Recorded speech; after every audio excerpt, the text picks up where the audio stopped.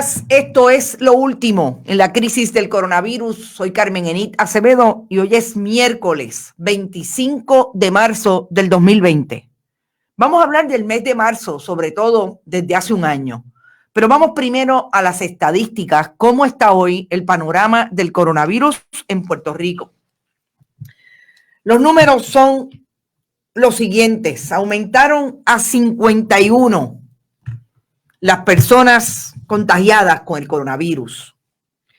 El asunto de las imágenes en Puerto Rico todavía está en que 51 personas resultan positivos, 34 del Departamento de Salud, una de un laboratorio privado, que eso es lo nuevo, y 16 del Hospital de Veteranos. El Hospital de Veteranos ayer no reportó ningún caso. Pendientes del Departamento de Salud, 70 por saberse sus resultados y 36 del Hospital de Veteranos. Lo importante también es que sepamos que hay imágenes en términos, y más que imágenes, perdón, diría, los nuevos positivos siguen siendo personas más jóvenes. Siguen estando entre el área metropolitana y Mayagüez. Importante porque, como sabemos, son áreas, sobre todo Mayagüez, donde hay muchas personas de edad avanzada. Así es que, en ese sentido, Mayagüez sigue siendo una jurisdicción que le da preocupación a todo el que está manejando el asunto, porque sigue estando con el área metropolitana como una de las áreas, regiones geográficas de más personas contagiadas. 9 personas en el caso de Mayagüez, 34 en el caso de el área metro. Ponce, una persona. Arecibo no tiene ninguna, interesante. Bayamón tiene 2, Caguas tiene 3, Fajardo tiene 1. Esas son hasta el momento los números a nivel geográfico. Sintomático 20 personas, no disponibles 30. Interesante que no se puede establecer qué pasa con esas otras 30 personas, si fueron sintomáticos o no. Y en el caso de un asintomático que resultó positivo. Los grupos de edad continúa siendo 60 a 69 años el grupo de mayor contagio. 70 a 79 le sigue con 9. Fíjense que bajaron los de 30 a 39, pero se mantiene con 70 a 79 con 9 personas. 40 a 49, 50 a 59 tiene 7. 3 del 20 a 29. Y en el caso de 80 a 89 tiene 5. ¿Cuáles son las estadísticas del mundo? Y esto sí que realmente le para los pelos a uno. 436,000 personas, 159 contagiadas en el mundo a esta hora, según el Centro de Ingenierías de Ciencias, de Sistemas de Ciencias e Ingeniería de la Universidad Johns Hopkins de Estados Unidos. 19,648 personas muertas, 111,847 recuperadas, totalmente recuperadas. Lo que llama la atención es que Estados Unidos se convierte en el tercer país del mundo de mayor contagio, 55,238 personas contagiadas, y España en el segundo país después de China de más personas muertas. Las estadísticas ponen a los países que han tomado medidas a medias, valga la casi redundancia, o por lo menos la cacofonía, con mayores problemas de contagio. Y esto en un momento en que el presidente Donald Trump, le ha dicho al pueblo estadounidense ayer en la tarde que en el día en medio de la Semana Santa, en el día de la resurrección, él espera que Estados Unidos esté en la completa normalidad. Lo que no parece una realidad a base de la información científica que están saliendo del Instituto Nacional de Salud de Estados Unidos y que repite todos los días en conferencia de prensa el doctor Anthony Fauci. Ayer Anthony Fauci volvió a estar fuera en medio de la conferencia de prensa. Volvió, digo, fuera del Instituto Nacional, donde él se encuentra haciendo todos los estudios con su grupo de investigación, manejando el asunto de la posible vacuna del coronavirus. Una conferencia de prensa interesante, otra vez viendo a un secretario, a un presidente de los Estados Unidos con hasta cierto punto su fantochería. Un presidente que de lo único que habla es de la economía, de cómo se afectará la economía, del paquete millonario que ayer por la tarde no estaba aprobado, pero se aprobó a la 1 de la madrugada de hoy. Un paquete de $2 billones, 2.000 millones con relación al estímulo que le va a dar Estados Unidos a los ciudadanos americanos con relación a esta pandemia y obviamente la interrupción en sus trabajos y en su capacidad de salarios a aquellas personas que trabajan por su cuenta igual. En esa conferencia de prensa sigue siendo notable que Anthony Fauci y por lo menos vicepresidente Mike Pence y la doctora Birx de Recursos del Departamento de Salud Federal establece claramente que es la persona que tiene la información científica y es el que mueve esa información hacia el público. Yo creo que ayer quedó claro que el gobierno de Estados Unidos sabe que si Anthony Fauci no está en las conferencias de prensa, siguen teniendo problemas de credibilidad, precisamente porque las pruebas no están al ritmo de los contagios, porque tienen problemas para administrar las pruebas, porque eso lo ha dicho desde el día 1 Fauci en términos de pruebas, para poder llegar al nivel de controlar y mitigar el virus. Que la comparecencia del presidente Trump solo es un problema para la credibilidad en este momento del gobierno de Estados Unidos, manejando la peor crisis que pueda tener Estado alguno en este momento e históricamente, siglo XXI, siglo XX, pero sobre todo la crisis más grande que ha tenido el gobierno de Estados Unidos manejando el asunto con relación a la salud pública de una pandemia como esta. Definitivamente Fauci es ese elemento que le trae credibilidad. En un momento que compite malamente con el gobernador de Nueva York, Andrew Cuomo. Exacto.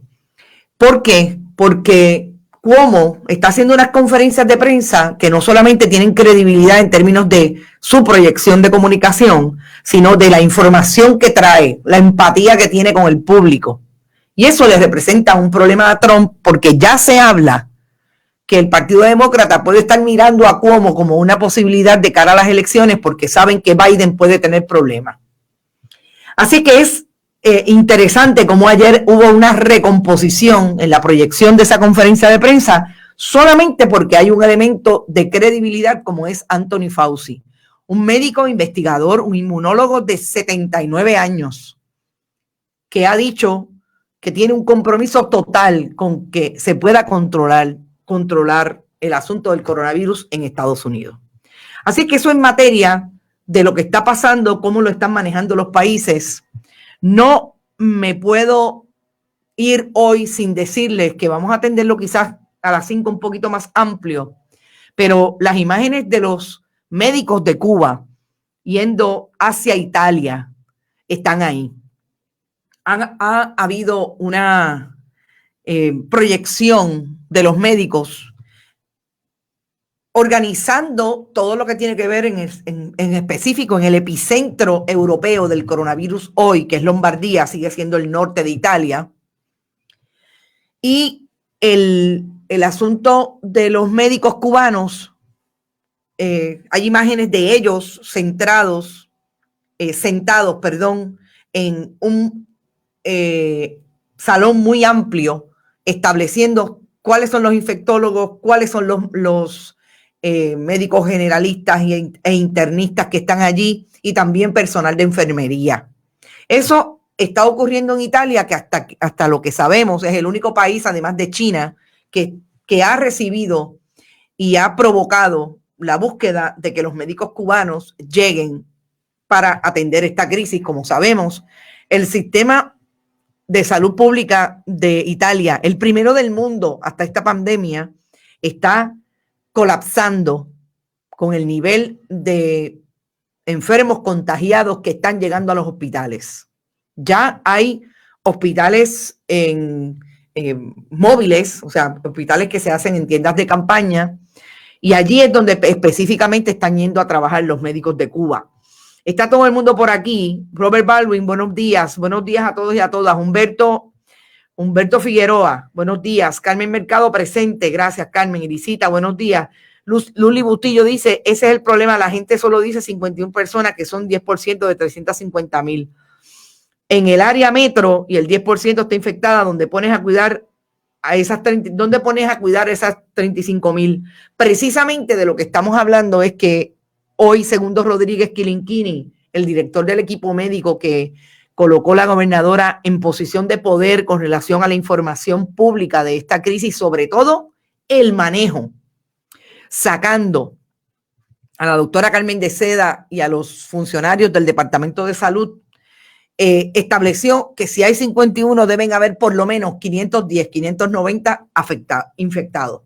Así que por eso es que es importante seguir insistiendo en la prueba. Sabemos que hay limitaciones con las pruebas y yo lo único que quisiera es que el gobierno de Puerto Rico le hablara claro a los puertorriqueños, a los ciudadanos, y les dijera que esos rapid kits son en efecto pruebas que se hacen para saber si usted ha podido tener algún contacto con el virus, planteando de la forma de lo que serían componentes antivirales que podrían estar presentes, que lo hagan entonces establecer que puede haber estado expuesto para entonces hacerle la prueba.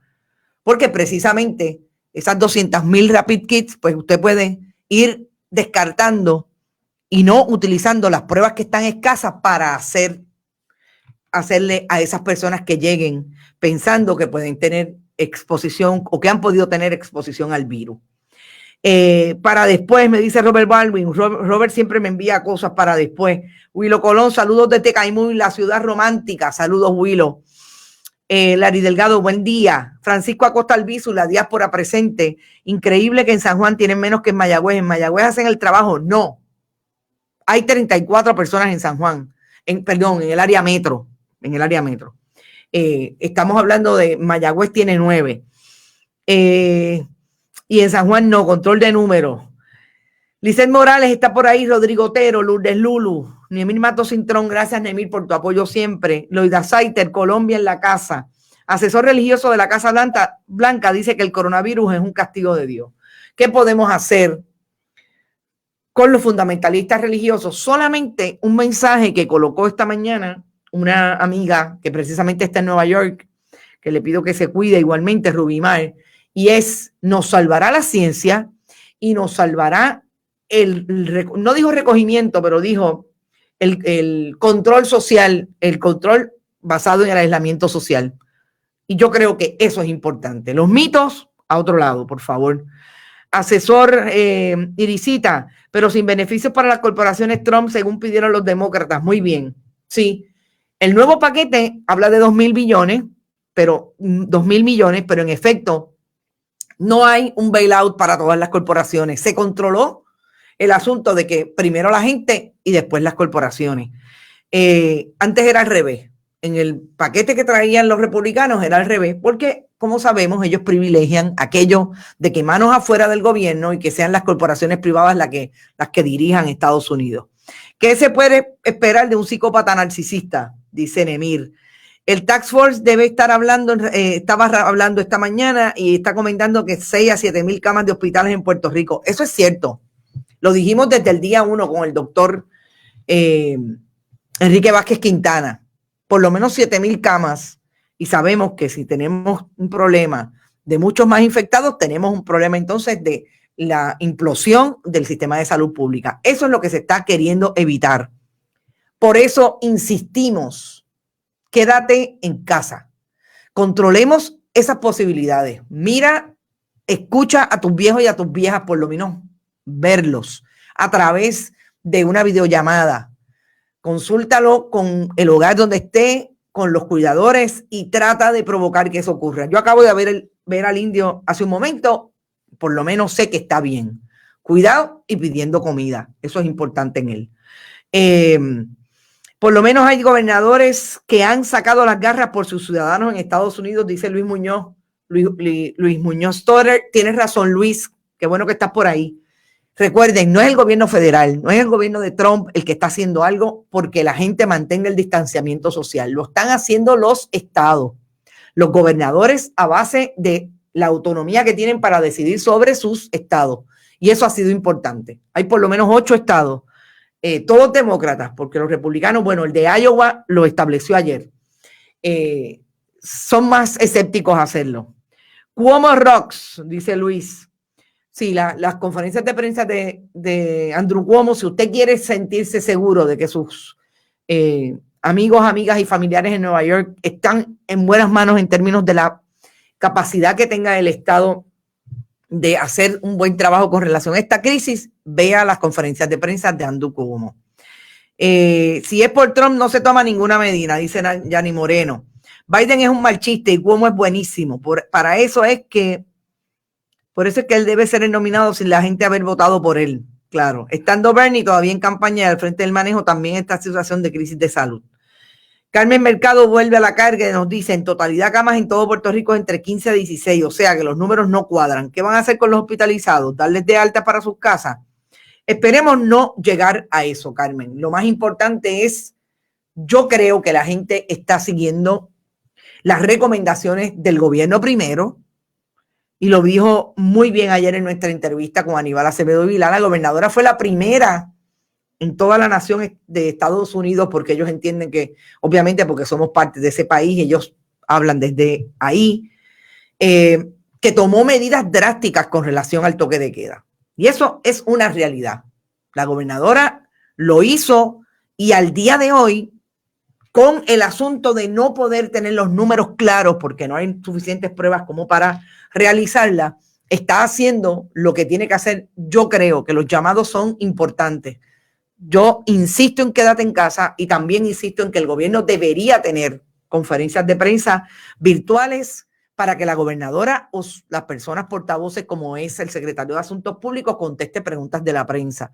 Yo acabo de hacerle un pedido de información, una petición de entrevista a el secretario de Asuntos Públicos a través de su oficial de prensa que me contestó y estamos esperando que en algún momento hoy nos conteste. Teoría, ante el despido de empleados de hoteles, un plan para transformar hoteles en hospitales, es posible. Y yo espero que no lleguemos hasta allá, Humberto, pero obviamente son facilidades que están ahí. El gobierno debería tener la capacidad de poder acceder a ellas si fuera necesario. Buenos días, Marinés, Barbs, Amarilis Asensio de Cibones, Albita, presente, buenos días, Alba. Robert Baldwin, el vicegobernador de Texas, dice que los viejos deben sacrificarse para que se pueda comenzar a activar la economía. Hablamos de eso ayer, Robert, y le pusimos el rostro para que no se nos olvide, sobre todo al montón de puertorriqueños que viven en Texas, que sepan quiénes son los que están allí y que quieren repetir en la política estadounidense. Rafi Nieves, saludos, Rafi. Rafael Ernesto Martí Asensio, gracias por la información. Castigo de Dios son los imbéciles fanáticos. Luis Muñoz. Madeni Rivera Ramos está por ahí. Saludos desde mi cuarentena. Saludos a todos desde la cuarentena en que estamos.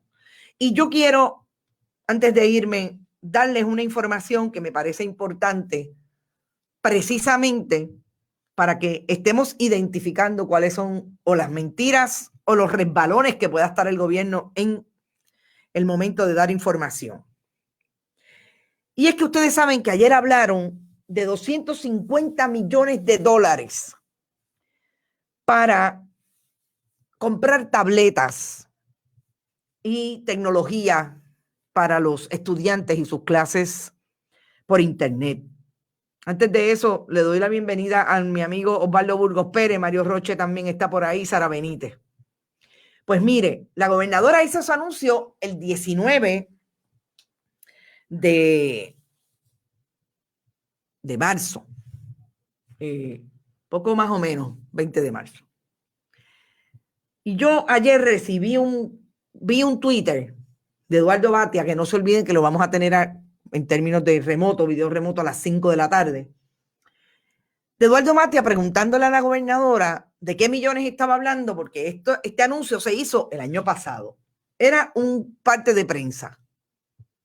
Yo, como soy tan escéptica, siempre intento tener la información de primera mano, porque si hay un medio de comunicación que hace un anuncio sobre un dato como este, 250 millones para tecnología, tabletas y computadoras para los estudiantes, tiene que haber salido un comunicado de prensa de la Fortaleza, porque este gobierno es muy ágil, o por lo menos el gobierno de Ricardo Rosselló Nevares y de Wanda Vázquez Garcet, antes de que ocurriera lo que ocurrió, su renuncia en agosto, era muy ágil. Comunicado de prensa, comunicación directa con los medios tradicionales. Así que yo me fui a buscar el comunicado de prensa.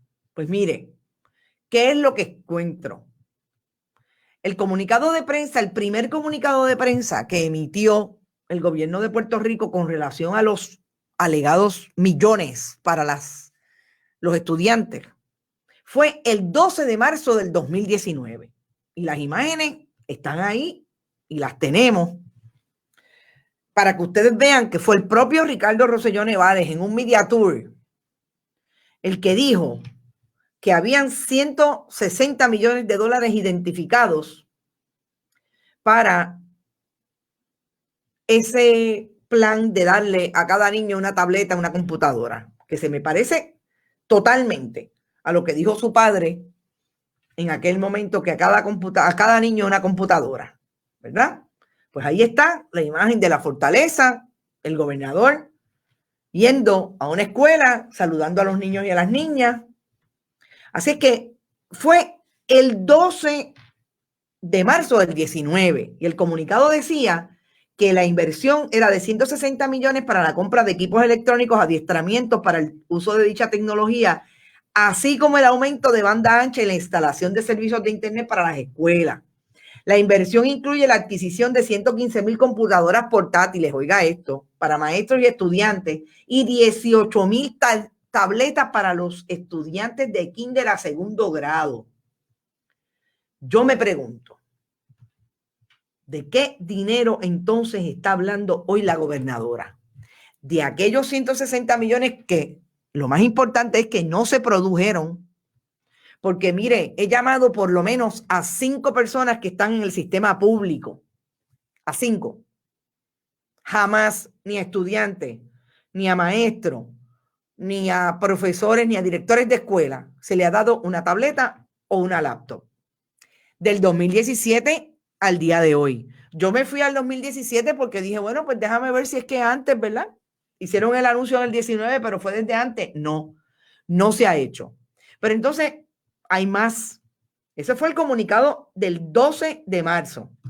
En el mensaje de presupuesto, el 9 de junio del 2019, cuando ya estaba tambaleando el gobernador entonces, Ricardo Rosselló Nevares, en la posición, le dijo al país que había una inversión millonaria en tecnología. ¿Qué es lo más importante para mí de este tracto? Primero, que nos mintieron en marzo del 2019. Esa nota de cogemos de pendejo hasta los nuestros, no, a todos los nuestros no. Cogieron, o sea, a los nuestros y a los que no son nuestros. Cogieron al país. Y en junio del 2019 vuelven a repetir la mentira. Ya fuera Julia Kelleher, porque como ustedes saben fue acusada, mentira, Julia Kelleher fue acusada el 10, un día antes de que Julia Kelleher renunciara. El gobernador lo dijo en un mensaje de presupuesto. Así que, ¿por qué para mí es importante insistir en estas informaciones? Porque nosotros tenemos que ponerlo, como siempre, ponlo en la nevera. Nunca se nos pueden olvidar esas instancias en que dicen una cosa hoy. Fíjense que yo no sé si para bien o mal de la gobernadora, ella lo anuncia en marzo del 2020 en medio de la pandemia y su compañero correligionario del Partido Nuevo Progresista lo anuncia también en marzo del 2019. Nunca se dieron y ahora dicen que van a sacar 250 millones para comprar tabletas, etcétera, etcétera. Yo creo que esta es la historia que no se puede olvidar.